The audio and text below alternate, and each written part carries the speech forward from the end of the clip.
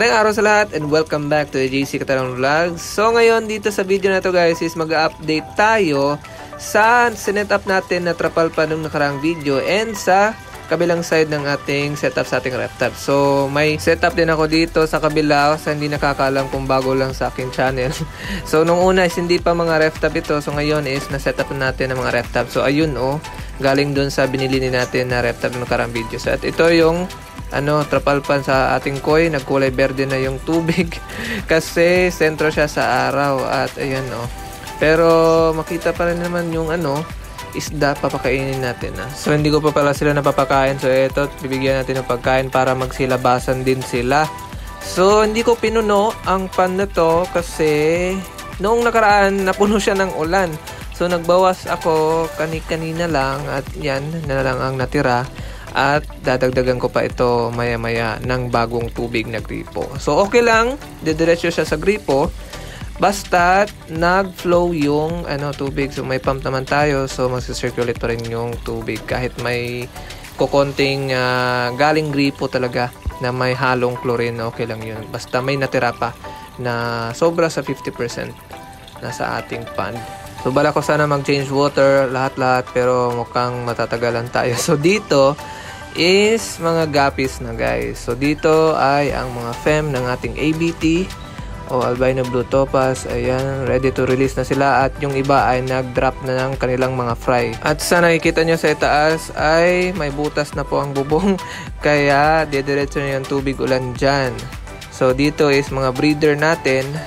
So may 4 tayo ditong male at 4 na female. Yung female natin dito is mga ribbon na at may isa ata ako nilagay dito na ribbon na male, pero yung tatlo is puro hindi ribbon para mas madali natin silang maparami. So ayan at dito yung iba nating fry na ilagay, ayan hindi pa natin siya nilalagay sa mas malawak na lugar kasi wala pa tayong bakante. Lahat ng yan is mga fry na guys, galing sa ating ABT ribbon.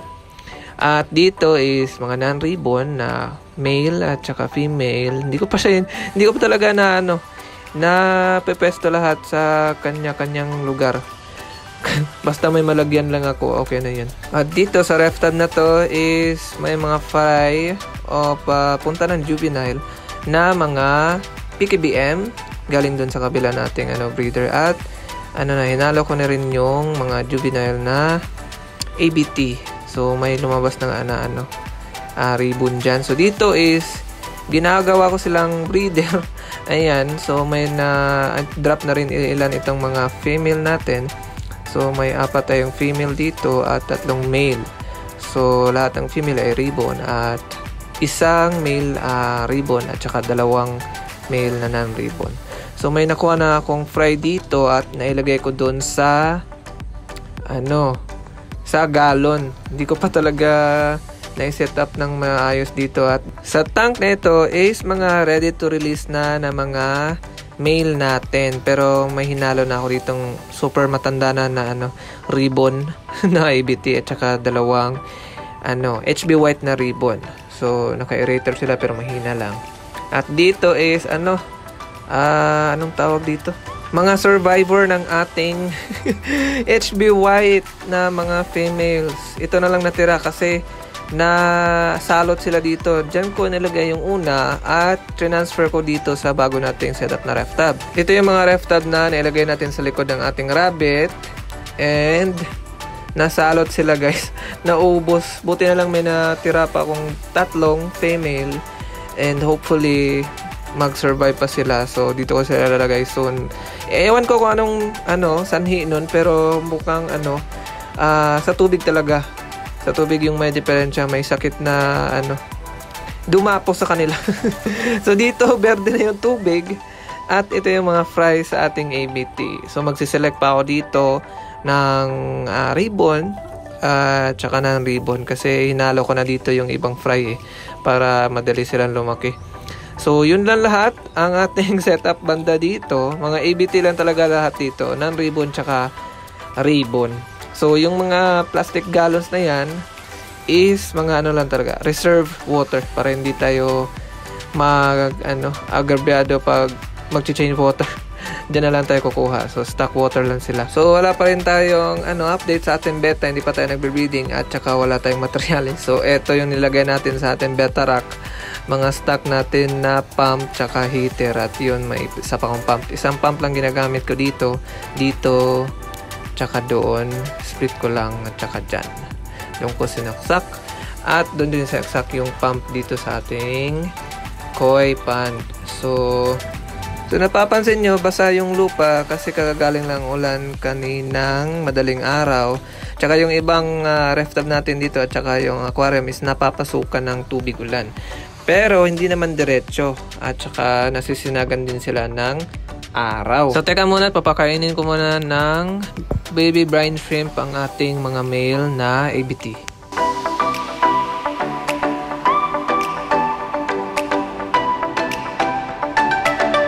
At bago natin tapusin ng video na to guys, sasamahan nyo muna akong magawa ng viewing tank para sa Guppy. May nag-order kasi sa akin and gagawa nila rin ako ng isa para sa akin kasi wala talagang viewing tank na ganito ang size.